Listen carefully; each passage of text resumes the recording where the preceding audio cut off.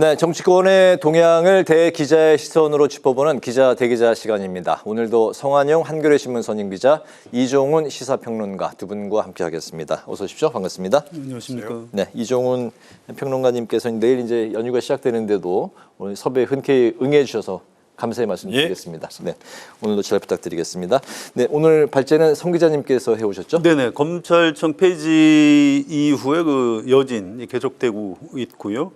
또 김현지 전 총무비서관, 네. 최근에 1부속실장으로 자리를 옮겼는데 네, 국정감사 출석 이 문제를 갖고 여러 공방을 벌이는 것 같습니다. 이런 정치 현안 가지고 토론해 보면 될 것 같습니다. 네. 검찰청의 폐지 법안이 통과된 뒤에 김건희 특검팀 파견 검사들이 전원 복귀시켜달라고 입장문을 내서 파장이 계속해서 이어지고 있는데요. 민주당은 국가공무원법 위반이라고 비판을 했고 정성호 법무부 장관은 진화에 나섰습니다. 반면에 검찰 내부에서는 복귀 요청을 지지한다는 반응도 나와 있습니다. 현재 상황 전체적으로 어떻게 보시는지 성 기자님부터 들어볼까요? 일단 그 민중기 특검이죠. 이분이 지금 진행 중인 수사가 흔들림 없이 잘 마무리되도록 하겠다. 이런 정도로 얘기한 게 적절한 것 같습니다. 여기 이제 이걸 어떻게 보느냐의 문제인데 파견 왔던 검사들의 이걸 집단 항명까지 또 해석하는 거는 굳이 그럴 필요가 있나 이런 생각도 좀 들어요. 이게 지금 검찰이 앞으로 수사 기소를 못하게 돼 있는데 우리가 여기서 수사하고 나서 또 공소유지까지 하는 게 이게 맞는 거냐 이런 데 대해서 좀 혼란스러운 상황이다. 본인들 입장도 그렇게 조심스럽게 냈더라고요. 그래서 정성호 장관하고 민중기 특검 이분들처럼 이렇게 잘 설득을 해가면서 어차피 이 특검 법에 따라서 파견 온 공무원들이기 때문에 개별적으로 불가피하게 갈 사람은 갈 수도 있겠습니다만 이걸 가지고 무슨 징계 이렇게 얘기하는 건 좀 과한 것 같아요. 잘 수습해 나갈 수 있을 거라고 전망을 합니다. 네네. 현재 관건이 그 포인트가 항명입니까? 현재 이 일종의 사건으로 봐야 되나요? 어떻게 보십니까? 네, 해프닝으로도 볼 수 있는데 사실은 좀 더 구조적인 게 좀 깔려 있다. 이렇게 좀 생각을 하고요. 네. 그러니까 이 파견 검사들이 언젠간 다시 이제 검찰청으로 되돌아가야 된단 말이죠. 그런데 친정이 사라져 버렸어요. 1년 뒤에 폐지가 되는 거죠. 예. 1년 동안 유예 기간을 거쳐서. 그렇죠. 그래서 친정이 사라져 버린다고 하니 마음이 왜 뒤숭숭하지 않겠습니까? 그리고 본인들 이제 향후 거친 문제도 이제 걸려 있는 거잖아요. 예. 그동안은 검사로서 열심히 그 직만 수행하면 됐는데 검찰청 조직이 완전 해체되는 그런 상황에서 나의 미래는 어떻게 되나? 특히 젊은 검사일수록 아마 더 그런 걱정을 많이 하게 될 겁니다. 네. 그래서 사실은 이런 부분 때문에 약간 속도 조절이 워낙 좀 필요했던 거다. 특히 더 센 이제 특검법 같은 경우에는 굳이 이번에 하지 않아도 할 수 있는 기회가 있는데 이걸 무리하게 이제 처리를 하고 하는 바람에 사실은 검사들이 심리적으로는 더 동요를 하고 있다 하는 거예요. 근데 이게 사실은 이제 민중기 특검팀에서만 이제 그 검사 40여 명의 이제 의견을 낸 건데 다른 특검들 검사라고 해서 다르겠습니까? 상황은 동일하다는 거예요. 그래서 이게 겉으로 어떻게든 이제 좀 이렇게 무마를 시키려고 좀 애를 쓰고는 있습니다만 여기 지금 파견 나온 검사들이 이미 마음이 좀 떠난 상태라고 저는 봐요. 그래서 자기 고치 문제가 더 중요하지 사실은 이 수사가 더 중요하겠습니까? 개인적인 관점에서는. 그래서는 아니 되지만 사실상 그렇다는 거예요. 그래서 특검 수사가 향후에 진행되는 과정에서 상당한 좀 차질이 있을 것이다. 저는 그렇게 보고 있습니다. 수사가 어차피 이게 특검이기 때문에요. 특검을 1년 내내 할 수도 없는 거고 어차피 기한 연장은 좀 할 수도 있겠습니다만 어차피 수사를 하다가 그때까지 된 걸 가지고 기소하거나 아니면 검찰로 이제 넘기고 특검은 어차피 시한이 정해져 있는 겁니다. 그래서 또 그 수사할 때 검사들이 많이 필요한 거지 공소유지를 하는데 그 검사들이 다 필요한 건 아니에요. 그래서 특검하고 특검보를 중심으로 공소유지를 하면 별 문제는 없습니다. 그런데 어쨌든 이걸 가지고 당사자들이 뒤숭숭하고 혼란스럽다 이렇게 반응하는 거는 충분히 이해할 수도 있고 그런데 이 기회에 뭐 이게 좀 거 봐라 검찰청 폐지 잘못된 건 아니냐 이렇게 검찰에서 뭐라고 얘기하는 거는 조금 조용히 해줬으면 좋겠어요. 네. 특검이 도입된 이유가 검찰에서 윤석열 대통령 때 김건희 여사 수사 제대로 안 해서 지금 이렇게 된 거 아닌가요? 그런데 이 기회에 잘 됐다 해서 막 뭔가 좀 불만을 토로하는 것 같은 이런 모습은 네. 우리 국민의 공감을 받기가 좀 어려울 것이라고 생각합니다. 네, 수사에 좀 차질이 빚어질 수도 있다고 이제 말씀을 하셨는데 수사가 좀 느슨해질 그런 우려는 없습니까? 뭐 있죠. 뭐 아무래도 영향이 있겠죠. 뭐 그래도 그렇게 큰 대세에는 수사의 없다? 수사의 결정적인 장애가 될 것 같지는 않다. 저는 이렇게 보고 있습니다. 다음 이슈로 넘어가겠습니다. 이런 가운데 민주당의 종교단체 경선 동원 의혹에 대한 공방이 가열됐는데요. 국민의힘은 김경 서울시 의원을 청탁금지법 위반 혐의로 경찰에 고발을 했고 또 김민석 총리의 가담 여부에 대한 수사를 요청을 했습니다. 민주당은 의혹에 대한 이제 차단에 나섰고 해당 종교단체 태고종은 허위 사실이라고 이제 반박을 했습니다. 이 사태는 지금 어떻게 보고 계십니까? 네, 글쎄요. 이게 아마추어들 같이 왜 이러는지 모르겠습니다. 이게 굉장히 전통적인 방식이거든요. 그러니까 지역 단위에서도 그렇고 또 전국 단위에서도 그렇고 네. 선거 치를 때 이 조직국 정당의 조직국 내에서 가장 그 관심을 갖고 이 집중적으로 지금 대상으로 삼는 게 사실은 종교 단체들입니다. 예, 이번에 뭐 이제 국민의힘 같은 경우에 뭐 특정 종교 교회와 이제 상관관계 때문에 굉장히 압수수색도 받고 이제 그랬습니다만 네. 이게 굉장히 통상적으로 많이 활용되는 방식이에요. 그리고 뭐 지역구 의원들 그 종교단체 다 다니잖아요. 인사도 다니고 또 뭐 일부러 그쪽 지역에 가서 교회 또 다니시는 분도 있고 그렇습니다. 네. 그리고 이게 또 정당 그 선거 때 공천 심사 서류에 이게 다 적게 돼 있어요. 예. 그래서 보통 뭐 나는 어느 교회에 나가고 있고 신도가 몇 명이고 다 적습니다. 예. 그래서 사실은 이제 정당이 이제 뭐 그래서는 아니 되지만 그럼에도 불구하고 실제로 현실 정치 선거를 치르는 과정에서 이 종교단체를 활용하는 건 굉장히 일상적인 일인데 왜 이런 것까지도 지금 거론이 되는가 하는 거고요. 당원 당비를 뭐 대납했다 뭐 그런 의혹도 예, 포함된 근데 거 그런 아니에요? 경우도 사실은 네. 과거에 계속 해오던 방식입니다. 그럼 이번에 문제 삼는 네. 자체가 좀 뭐 좀 어불성설이다 약간 보시는 좀 건가요? 그러니까 정치권의 그 어법으로 보자면 약간 좀 이상하다 하는 건데, 그러니까 그건 한 가지 이유밖에 없는 것 같아요. 그러니까 최근에 이제 뭐 압수수색 당하고 당원 명부 이제 뺏기고 종교단체 관련해 가지고 이제 논란도 빚어지고 하니까 뭐 민주당에 뭔가 이제 꼬투리를 이제 잡으려고 했던 것 같고 그런 과정에서 뭐 한 가지가 이제 포착이 된 것에 불과한데 네. 제가 보건대는 이건 뭐 그냥 해프닝으로 넘어갈 가능성이 굉장히 높다. 이렇게 생각합니다. 뭐 잘못된 부분에 만약에 밝혀진다면 이제 바로 잡아야 될 텐데 어쨌든 이런 관행적인 뭐 그런 행태 뭐기 때문에 이렇게 불거져 나온 거는 좀 적절치 않다고 보시는 것 같아요. 뭐 그러니까 약간 좀 그 정치권의 그 어법으로 보자면 정치권의 예, 어법으로는 그러니까 이런 건 서로 눈 감아주고 있는 바람직하진 않지만 실제로 그런 상태에서 굳이 뭐 이런 것까지 거론하고 나서나 이제 이런 생각이 좀 든다는 거죠. 네, 성 기자님 생각은 어떠십니까? 근데 이건 당비 대납을 했기 때문에 아마 형사처벌 대상이 될 겁니다. 처벌하는 게 맞다고 보고요. 이 김경 서울시 의원도 아마 이게 무슨 문제가 있다 판단을 했기 때문에 뭐 탈당을 했을 겁니다. 네. 뭐 나는 억울하다 아무것도 안 했다 하지만 그런 것 같지는 않고요.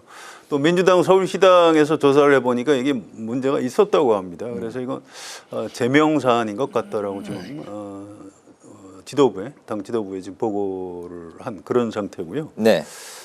이게 그렇다고 이제 탈당을 했기 때문에 뭐 이걸 뭐 제명을 해본들 뭐 정치적인 의미 이외에는 뭐 별게 없는 거죠. 그런데 어제 이미 국민의힘에서 경찰에 고발을 했습니다. 그래서 경찰이 수사하면 곧 진상이 드러날 것 같고요. 네. 그렇게 어려운 사건 수사가 아니라고 합니다. 이게 묘한 게요. 이분이 이 김경 시의원이 경찰 수사를 좀 더 해봐야 알겠습니다만 민주당 안에 알려지기로는 본인이 이 내년 지방선거에서 서울 지역 구청장을 출마하기 위해서 네. 이제 이런 일을 좀 했는데 거기서 이제 당원 모집을 하면서 이제 그 김민석 국무총리를 이제 끌어들인 것 같다는 게 이제 민주당 쪽 설명입니다. 김민석 총리가 내년에 이제 뭐 서울시장 후보로 출마 뭐 가능성 때문에 그런 얘기가 나오는 건가요? 뭐 그런 거죠. 뭐 나를 위해서 뭐 당원을 좀 가입해달라, 당비 네. 내가 내겠다 이렇게 얘기하는 것보다 저 김민석 총리를 서울시장으로 만들기 위해서 뭐 이제 이런 얘기를 했다는 건데 김민석 총리가 서울시에 시장 출마하나요?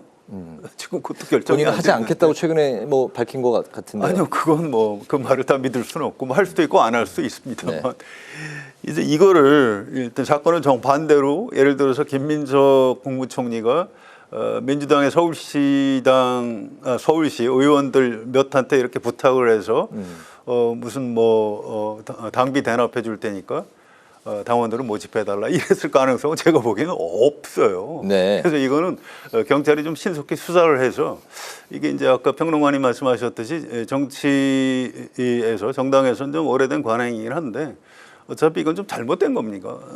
어쨌든 한 달에 네. 한 1,000원씩이라도 당비 대납을 하면 안 되는 거죠. 그래서 네. 신속하게 진상 규명을 해서 필요하면 처벌해야 된다고 생각합니다. 알겠습니다. 한편 국정감사를 앞두고 김현지 대통령실 제1부속실장의 증인 출석 문제가 인사 개입에 대한 의혹으로 이제 번졌는데요. 국민의힘은 이제 김 실장이 중앙부처의 국장급 인사에 개입했다고 또 이제 새로운 의혹을 제기를 했고 이 대통령의 20년 측근인 만큼 검증이 필요하다고 밝혔습니다. 계속해서 이제 논란이 이제 꺼지지 않고 있는데 이런 상황에서 이제 우상호 정무수석이 김 실장이 국감에 출석하는 게 100%다 이렇게 이제 밝혔고 국민의힘은 약속을 지켜라 이렇게 이제 공방이 계속해서 이제 좀 오고 가고 있는 상황인데 이 문제는 좀 어떤 시선으로 봐야 됩니까? 그러니까 처음에 대통령실이 대응을 잘못한 거죠. 이거는. 어떻게 잘못했을까요? 그래서 총무비서관이니까 네. 총무비서관들은 국회 국정감사 열리면 뭐 이게 출석하는 게 관례죠. 관례였잖아요. 네, 그리고 당연히 그래야 됩니다. 왜냐하면 총무비서관은 뭐 예산도 담당하고 있고 다 하고 있기 때문에 하는 일이 워낙 많아요. 네. 그렇기 때문에 이 의원들 입장에서는 국정감사하는데 총무비서관이 빠져? 이건 말이 안 되는 거죠. 자, 그래서 애초에 그냥 내보내겠다라고 그랬으면 네. 전혀 문제가 없는 것 아닙니까? 설령 뭐 이제 출석해서 다른 문제가 좀 나오더라도 여당 의원들이 방어도 좀 하고 뭐 이러면 그냥 넘어갈 수 있는 문제를 네. 갑자기 인사 조치를 하는 바람에 이게 지금 더 좀 불거져 버린 상태고 요즘에 그 네티즌 수사대들이 아주 신이 났습니다. 그래서 아주 김현지 털기에 나섰어요. 그러니까 뭐 과거 일 뭐 별 이제 희한한 것까지 다 지금 탈탈 털리고 있는 이제 그런 상황이 돼버린 거고 네. 그렇게까지 몰리니까 어쩔 수 없이 이제 출석하는 거 맞다 이렇게 지금 이제 그 해명을 하고 나서는 거예요. 그러니까 이건 완전히 자업자득 케이스입니다. 그래서 처음에 그 어떤 연유로든 대응을 잘못한 것 그게 이제 확인이 됐는데 그런데 이 제가 보건대는 이 김현지 그 실장 건은 쉽게 수그러들지 않을 겁니다. 왜 그렇습니까? 워낙 그 이재명 대통령하고 오랫동안 네. 이제 그 있었고 그것도 굉장히 최측근이었단 말이에요. 비서실장, 수석보좌관 계속 그런 그 관계가 있고 또 실제로 본인이 이제 그 형사처벌받은 그 전례 있는데 그것도 대장동 관련한 사건이고 다 네. 그렇단 말이에요. 그래서 이재명 그 대통령과 관련해서 뭐 계속 사법 리스크 여러 가지 제기된 의혹들 뭐 대장동 의혹 뭐 이제 기타 등등 백현동 뭐 그 건까지 포함해서 다 관련이 돼 있거나 아니면 다 알고 있거나 이런 인물이라는 거예요. 네.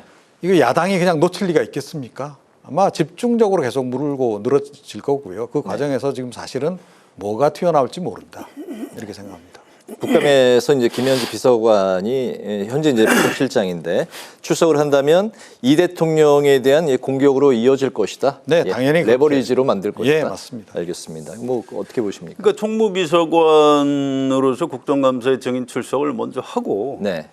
국정감사 끝난 다음에 대통령실 조직 개편, 인사 개편을 했으면 더 좋았겠다 이런 생각이 들어요. 굳이 왜 그 오얏나무 아래서 갓끈을 매서 이런 의혹을 자초하는지 잘 이해가 안 갑니다. 네. 근데 어쨌든 뭐 또 일부속실장이라고 해서 국정감사에 절대로 나오면 안 된다 그런 법률 없어요.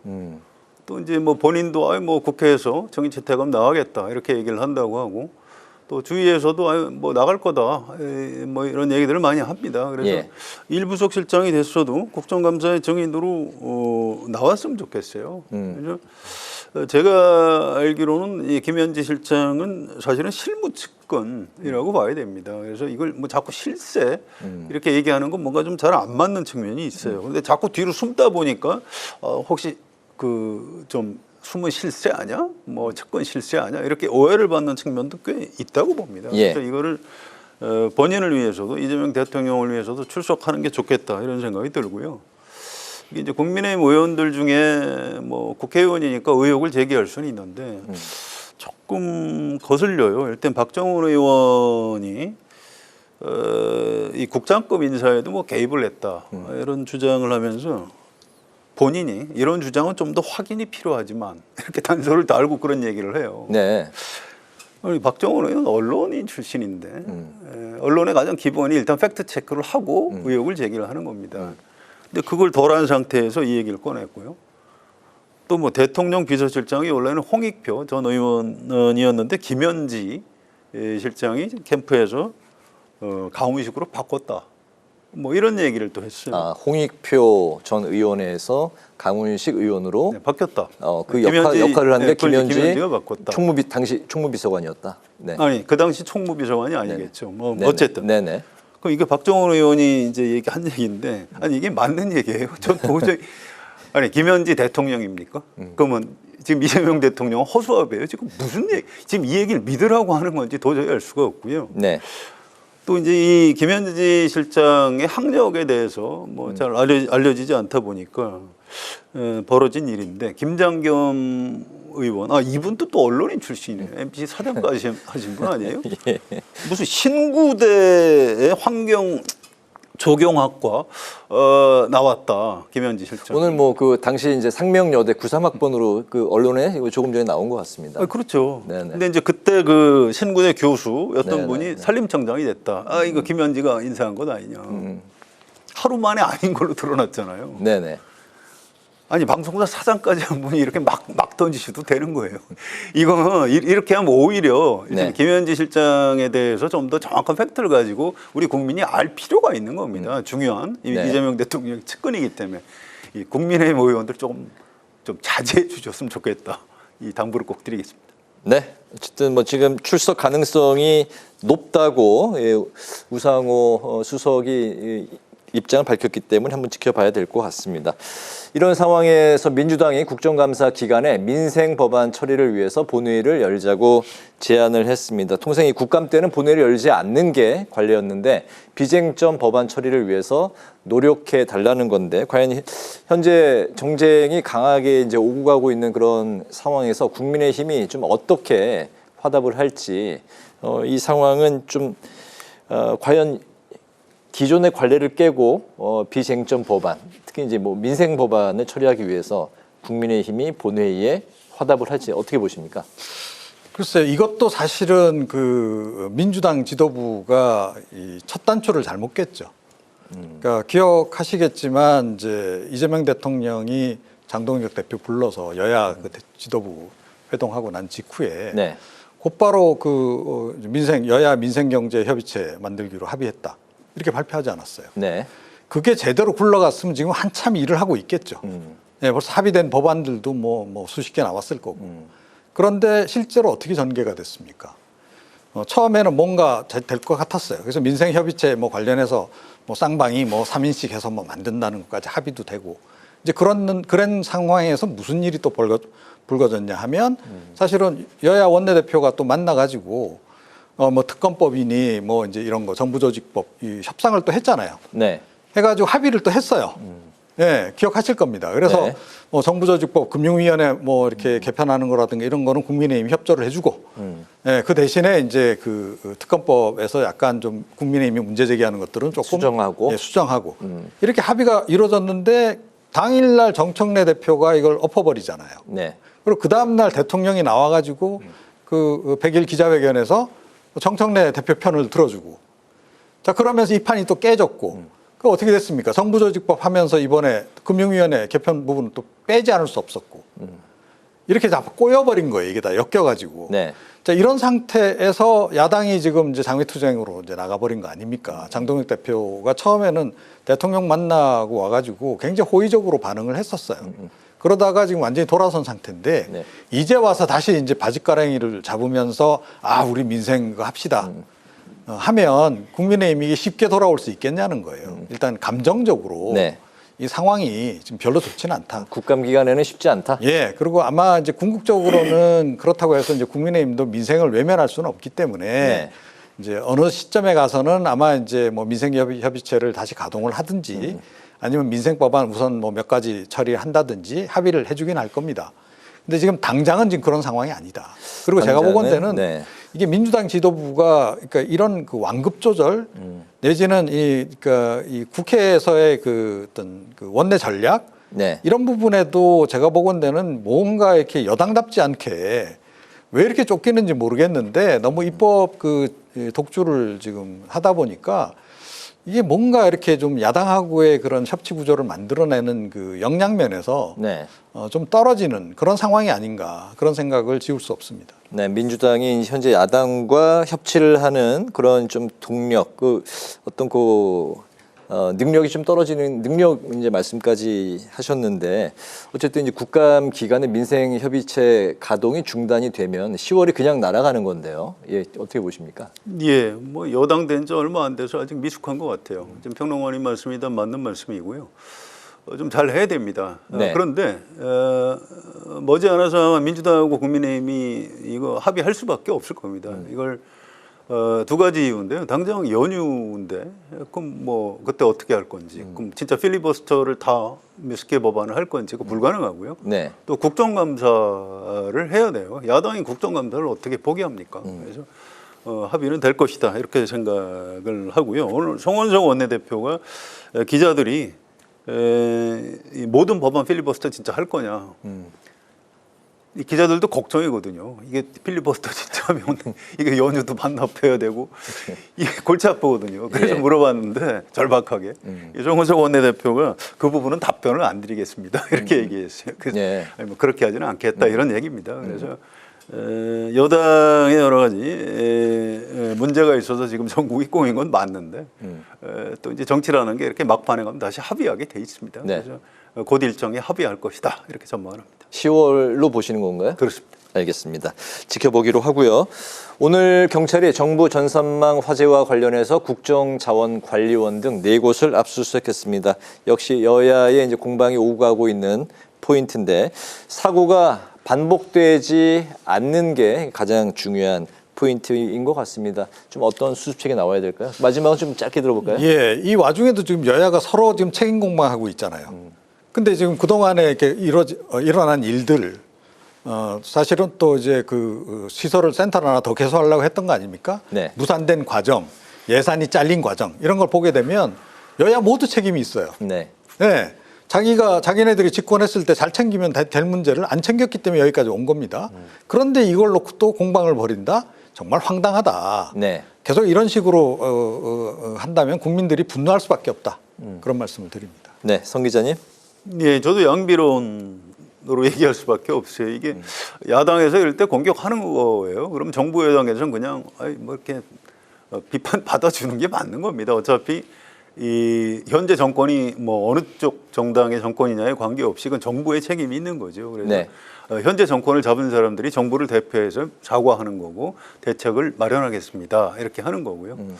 또 이제 야당에서도 이게 무슨 정권의 무능에 의한 뭐 엄청난 인재다 이렇게 해서 자꾸 이제 이재명 정부의 무능으로 몰고 가는데 되게 잘 안 맞아요. 지금 대통령이 만약에 윤석열 대통령이 그냥 있었으면 불이 안 났겠습니까? 또 불이 났으면 금방 복구가 됐겠습니까? 이제 네. 그런 게 아니거든요. 그래서 너무 지나치게 하면 뭐 좀 문제가 있는 겁니다. 좀 저도 좀 그만했으면 좋겠다 이런 생각입니다. 네, 오늘 마무리로 두 분의 오늘의 한 줄 논평 듣겠습니다. 이종훈 평론가님부터 들어볼까요? 네. 이러다 몽땅 다 탄다. 그러니까 국정 이번에 이제 이 자원 이제 화재 발생했는데 네. 조금 전에 말씀드렸듯이 여야 모두 책임이 있는데 지금 서로 공방을 벌이고 있다는 거예요. 네. 서로 어떻게든 내가 잘못했다. 우리 때 잘했어야 되는데 차라리 내 탓을 해야 되는데 지금 이러고 있는데 이게 좀 이렇게 불탈 곳이 한두 군데겠느냐 하는 거예요. 이런 식으로 다 검토해 보면 아마 수도 없이 많을 겁니다. 그런 거나 빨리 챙겨서 좀 해결해라, 여야가 합의를 네. 해서. 그 말씀을 좀 드리고 싶습니다. 알겠습니다. 네, 성 기자님. 예, 저도 같은 걸로 한 줄로 논평을 할 수밖에 없네요. 이게 소 잃고 외양간 고친다 이런 말이 있습니다. 네. 굉장히 부정적인 의미죠. 미리 사전 대비 못하고 사고 터진 다음에 뭐 고치면 뭐하냐 이런 건데 네. 사실은 소 잃고도 외양간을 고치는 게 맞습니다. 그렇죠. 예. 그래야 다른 소가 안 나가는 거예요. 네. 그래서 오늘 제 한 줄 논평은 소 잃고도 외양간은 고쳐야 한다라고 하겠습니다. 알겠습니다. 이제 기자 대기자 마치겠습니다. 이제 추석 연휴 이제 잘 보내시길 바라고 저희는 또 국감 끝나고 기자 대기자 시간에 뵈야 될 것 같습니다. 지금까지 성환용 한겨레 신문 선임 기자, 이종훈 시사평론가 두 분과 함께 오늘의 전국 현안 살펴봤습니다. 말씀 고맙습니다. 잘 들었습니다. 네.